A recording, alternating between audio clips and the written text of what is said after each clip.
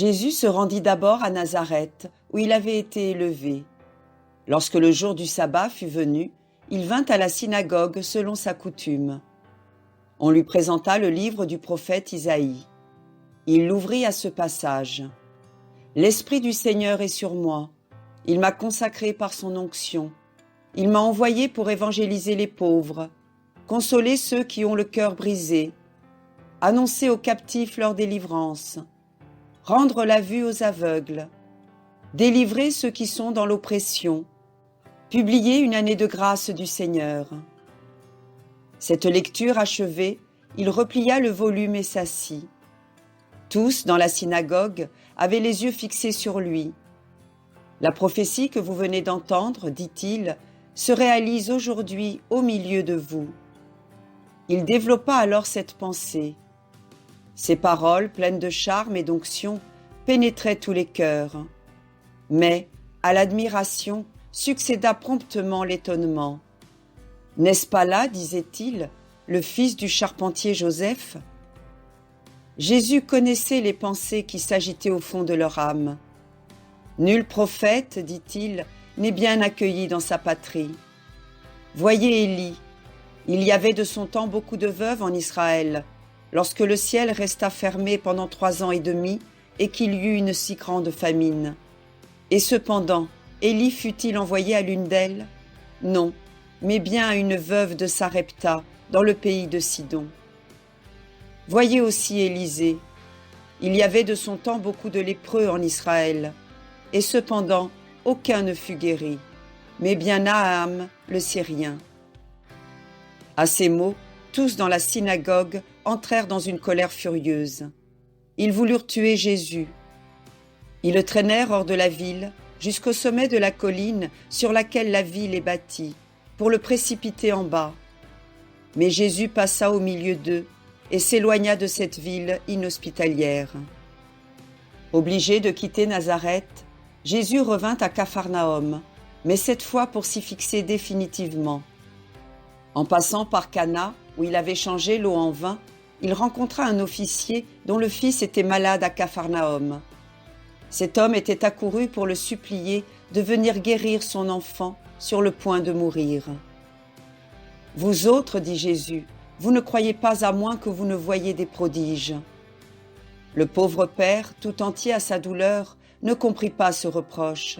« Maître, dit-il, viens avant que mon fils meure. »« Va, lui dit Jésus avec bonté, ton fils est vivant. » L'officier s'en alla, rempli de confiance. Il trouva en chemin ses serviteurs qui venaient lui annoncer la guérison de son fils. La fièvre avait quitté le malade précisément à l'heure où Jésus avait dit à son père « Va, ton fils est vivant. » L'officier crut en lui, ainsi que toute sa maison. Se promenant quelques jours après sur les bords de la mer de Galilée, Jésus aperçut 2 pêcheurs occupés à jeter leurs filets. C'étaient Simon-Pierre et André, son frère. Déjà sur les bords du Jourdain, Jésus se les était attachés, mais il ne l'avait pas, semble-t-il, accompagné dans ses prédications. Maintenant, ils vont devenir tout à fait ses disciples. « Suivez-moi, leur dit Jésus, et je vous ferai pêcheurs d'hommes. » Sur-le-champ, les 2 frères laissèrent là leurs filets et se mirent à sa suite. Un peu plus loin, il rencontra Jacques et Jean, fils de Zébédée, assis dans une barque où ils raccommodaient leurs filets.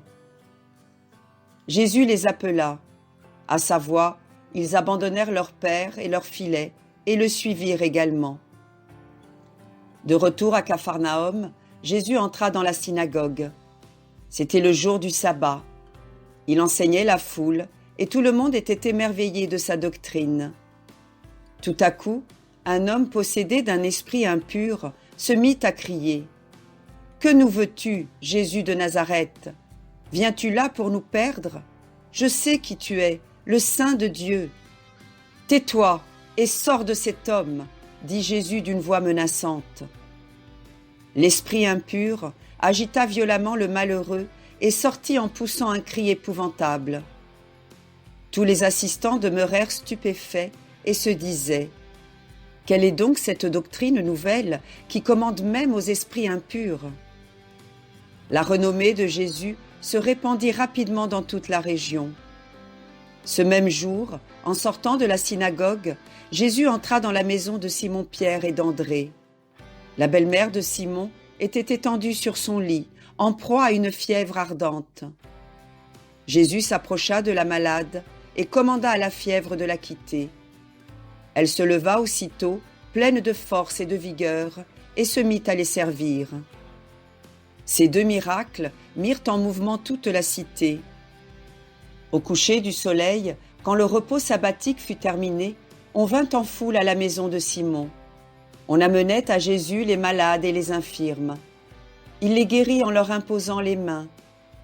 Forcés par l'autorité de sa parole de se retirer, les démons criaient « Tu es le Fils de Dieu !» Mais Jésus les menaça et leur imposa silence. L'heure de la grande manifestation n'était pas encore venue. Le lendemain de grand matin, Jésus quitta la ville et se retira dans la solitude pour prier. Simon-Pierre et les autres disciples allèrent à sa recherche. « Viens, lui dirent-ils, tout le monde te cherche. » Et, en effet, Jésus voit arriver derrière ses disciples une foule nombreuse. On l'entoure, on le conjure de rester à Capharnaüm, mais Jésus résista à ces instances. « Il faut, répondit-il, que j'aille aussi annoncer le royaume de Dieu aux autres villes. C'est pour cela que je suis envoyé. » Il parcourut toute la Galilée, prêchant dans les synagogues, guérissant les malades, chassant les démons. Sa renommée s'étendit jusqu'aux extrémités de la Syrie. Autour de lui se pressait une immense multitude, accourue de la Galilée, de la Décapole, de Jérusalem, de la Judée et des régions situées au-delà du Jourdain. Il se trouvait un jour sur les bords du lac de Génézareth. Serré par la foule de plus en plus nombreuse, il entra dans la barque de Simon-Pierre et pria celui-ci de l'éloigner du rivage. Assis dans cette barque, il enseigna la foule. Lorsqu'il eut fini son discours, il dit à Simon, « Avance en pleine mer et jetez vos filets. »« Maître, répondit le disciple, nous avons travaillé toute la nuit sans rien prendre. Néanmoins, sur ta parole, je jetterai les filets. » Ils prirent une si grande quantité de poissons que les filets menaçaient de se rompre. André et Simon firent signe à Jacques et à Jean, qui étaient assis dans leur barque, de venir les aider. Les deux barques étaient tellement remplies de poissons qu'elles paraissaient sur le point d'être submergées. « Seigneur, éloigne-toi de moi !»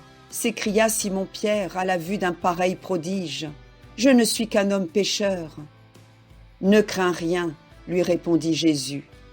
Et il répéta, « Désormais, tu seras pêcheur d'hommes. » Jusqu'alors, Simon-Pierre, son frère André et les deux fils de Zébédée, toutes les fois qu'ils se trouvaient à Capharnaüm, vaquaient à l'exercice de leur profession. Ils jetaient leurs filets le soir et le matin et vivaient du produit de la pêche. À partir de ce jour, ils abandonnèrent tout ce qu'ils possédaient pour s'attacher entièrement à Jésus.